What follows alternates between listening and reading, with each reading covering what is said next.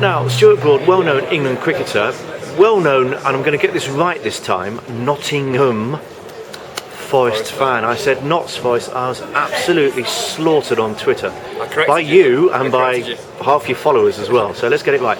Nottingham Forest. But it was looking so good, and it's just petered out. Yeah, it was. February was a bit of a tough month. What was there, 13 games without a win, but still we had such a good time before it that we still had obviously a shout at the playoffs. But things happen for a reason. We missed out on the playoffs this year, but that's because we weren't quite good enough to go up. We get a couple of key signings in. Obviously, a new manager in Stuart Pearce coming in. There's a good core of fantastic players there. That could push Forest into the Premier League. You look at the likes of Leicester City, who stuck with a manager, stuck with key players, and blew the division apart this season, didn't they? Forest could get consistency at the top, give players a run. They could go far. I mean, you always look at injuries and stuff when you have a bad run. Losing the likes of Andy Reid and Henry Lansbury for such a period of time, in such a key period of time, probably cost us our season. So you don't need to make a lot of additions to what's a very good squad. Maybe a striker who could get you 20 goals, but every team would love one of them, wouldn't they? You mentioned Leicester and Derby also got a great chance of making the Premier League as well. They're your two main rivals. You can't be happy about that. I'm happy with Leicester going up. I think it'd be great to see Leicester on Match of the Day and things like that. Obviously, I used to live in Leicester. We used to go to the old Filbert Street from time to time. So it's great to have a team from the East Midlands go up, but one will be fine. You might have two. One will be fine.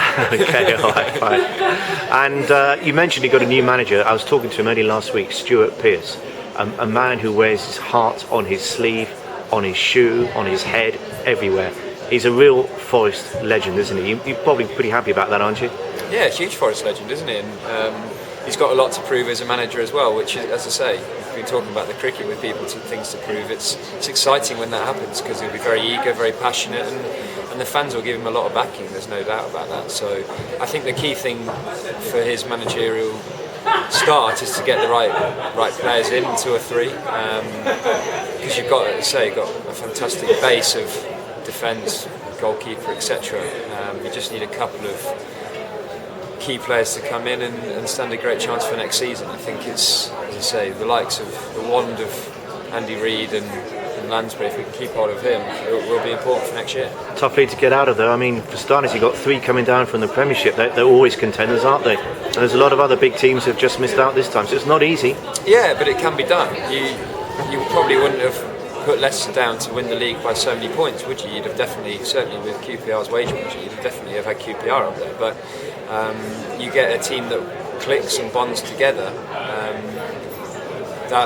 That's what you need, and that's why it's important not to make too many drastic changes at the end of the day, because we've won some important games this year, but you probably do need a striker who can support the likes of Cox up top. Playoffs minimum next season? You'd expect that, I think. I mean, obviously with a rich owner putting that sort of money in, with the luxuries to be able to spend a couple of million, you'd probably expect to be up there, wouldn't you? I mean, you wouldn't have expected Burnley having spent 400 grand to make it to the Premier League, but it shows. It's not just about getting big players in and paying money. It's about keeping a squad together and blending them together, and hopefully Forest can do that. It's the hope that kills you, Stuart. Yeah, keeps you interested, though, doesn't it?